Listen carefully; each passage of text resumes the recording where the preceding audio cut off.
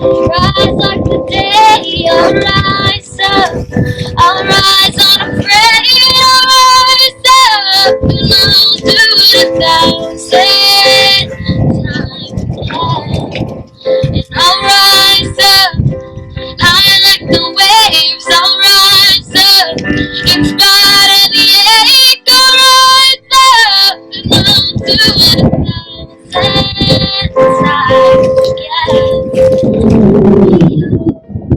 Alyssa Altadeff was 14 years old.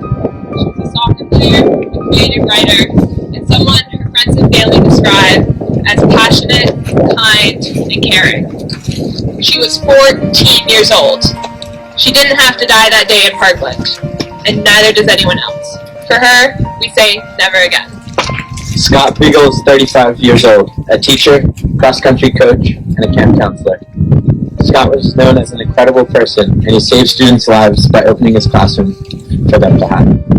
Martin Apiano was 14 years old, sweet, funny, and caring. He loved Star Wars and soccer and was a member of the JROTC. Nicholas Dorrit was 17 years old.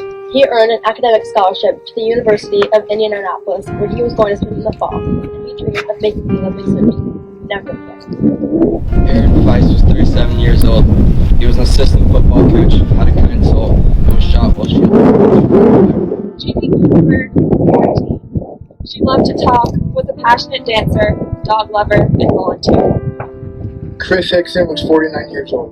He was the athletic director and wrestling coach and was known for being all about the kids. When he heard gunfire, he raced in a golf cart towards the sound and died trying to solve it. Luke Hoyer was 15 years old, a basketball fan with a huge heart, and he loved mac and cheese, video games, and his dogs. Gina Montalto was 14 years old and became instant friends with everyone she met. She had a kind spirit, was a Girl Scout, and was an active member of her church. Helena Ramsey was 17 and relentlessly motivated. She had an infectious smile, loved music, and brought out the best in all who knew her. Meadow Pollock was 18. She planned to attend Lynn University in the fall and was confident and sassy. Nothing made her smile more than her grandmother's smile. Joaquin Oliver was 17 years old. He loved poetry, urban graffiti, and hip-hop. He played basketball, and he had a beautiful soul. Elena Petty was 14 years old, fun-loving, and always thought of others first. She was very involved with her church and a cadet in the JROTC. As her father said, she just wanted to be a friend. Carmen Shattuck was 16 years old. She was a National Merit Scholarship semifinalist, witty, smart, and insightful. She was going to change the world. Kara Loughran was 14 years old. Kara always had a smile on her face, loved the beach, Irish dance, and football. Alex Schachter was 14. He played trombone in the marching band, dreamed of going to UConn, and was a genuinely sweet kid. Peter Ring was 15 years old. He died holding the door open so other students could escape. Peter was a member of the junior ROTC. He was posthumously accepted to the U.S. Military Academy at West Point a week after the shooting, which was his dream. He was one of a kind, and people would tell him that he was a hero. Never again. I saw a headline the other day. It read, "A unique American ritual, the school shooting." Is this what we're going to let these shootings become? A tradition? The sad reality is that it would take hours to read the names of American school shooting victims in just my 18-year life. The sad reality is that when I hear the fire alarm from now on, I'm going to wonder if I should follow my instincts and go outside, or if I should run and hide in a closet because I might get shot to death on my way out. This is a decision that as kids, we should not have to make. This attack is on us, and we must be the ones to fight for our generation's safety and for those that come after us. It's fallen to conscientious businesses like the Sporting Goods, LLB, and Walmart to model for Congress how to love kids more than guns. Mass shootings have happened in many other advanced countries around the world. The difference is that in those countries, lawmakers act. Australia, Britain, and Japan, they immediately passed stronger legislation after mass shootings and have barely had any sense. Here in the US, we isolate each other. We argue about passing common sense gun control laws, and ultimately legislators do nothing. So it happens again, and again, and again. All of you did something today. You made a conscious choice to walk out in unity with students all across the nation who are fighting for our lives. And this is the first step to proving how much power you, the individual, holds. We're not trying to discredit the Second Amendment. We're just trying to save our lives in school. It shouldn't be harder for teenagers to get their driver's license than to purchase a semi-automatic weapon. Our generation is informed, intelligent, and powerful. We will not forget, and we will not stop, because we believe mass shootings like the one at Marjorie Stoneman Douglas High School should never happen again. So when I was in 8th grade when Columbine happened, and I know gun conversations are tough.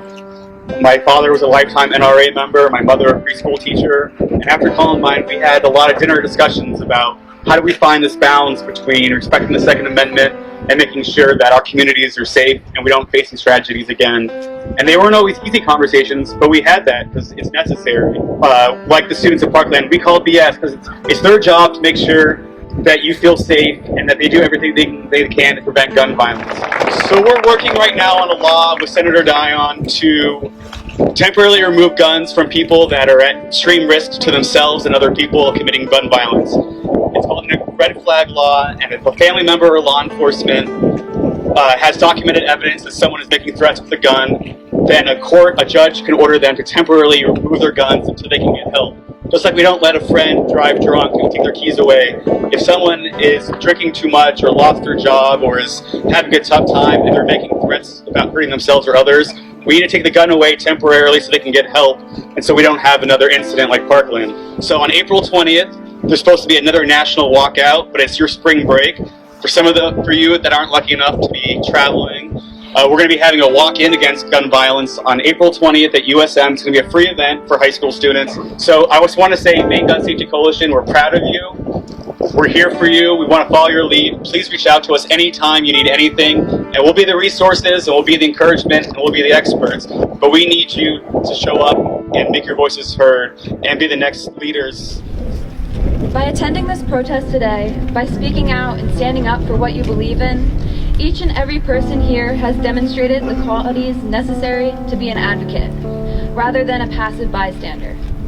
An advocate does not have to have the loudest voice or the most articulate opinion. Rather, all an advocate must have is a desire to instigate change, real change that will last long into the future. Change that will, in fact, solidify our own futures. Whether it be smiling at everyone you pass in the hallway or inviting someone to sit with you at your lunch table, small actions carry enormous benefits. Claire Egan, an Olympic athlete who recently competed in the biathlon relay at the Winter Games in South Korea. She is also a graduate of Cape Elizabeth High School. The biathlon combines cross-country skiing and rifle shooting. Claire is in Finland right now competing at the World Cup, but she gave us this statement to share. One thing I learned at Cape Elizabeth High School was to always question authority. No person is too young and no voice is too small to identify a problem and suggest a solution. I applaud Cape Elizabeth High School students for bravely taking this part in the peaceful, nationwide school walkout to demand stricter gun laws. Your voices matter and your actions are impactful. Thank you for standing up for your right to a safe school. You are the most powerful spokespeople in the movement to end gun violence. As an Olympic in the sport of biathlon, I am a certified gun pro, but I am also pro-gun control, and it is easy to be both. The stricter gun laws that you demand will save lives. I was taught to always question authority, but I think you have graduated to the next step, the fight for change. Thank you. Hello. So I'd like to start off by asking you two questions.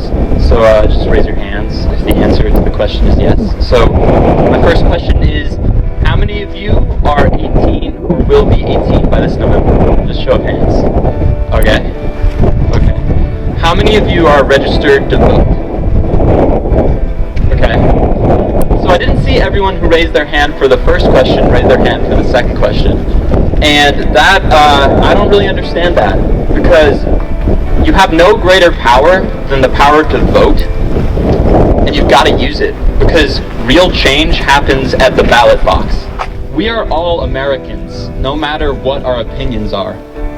And in the face of terrible problems, we must come together to find solutions, real solutions. Someone has to do something, so why can't it be you?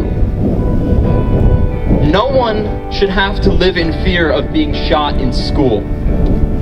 But a lot of people, I've heard a lot of people talking, and they do. They're afraid. And no one should feel like they can't make a difference. You can make a difference. Well, you can start by attending the March for Our Lives in Portland on March 24th. You can stay informed on gun-related bills before the Maine legislature and the Congress. You can attend any of the events that Nick mentioned that are sponsored by the Maine Gun Safety Coalition. You can write to your legislators and urge them to vote on bills that you are passionate about. And perhaps most importantly of all, you can vote. We're going to have tables to register to vote at all 3 lunches today, so you don't really have an excuse. We're going to inherit the country, and it's our responsibility to build a world where kids don't have to go to school and worry about being shot, to build that better world. So let's start building that world today, so that we can say with confidence, never again. And I'll rise up, rise like the day, I'll rise up, in spite of the ache, I'll rise up, and I'll do it 1,000 times again. For you, for you, for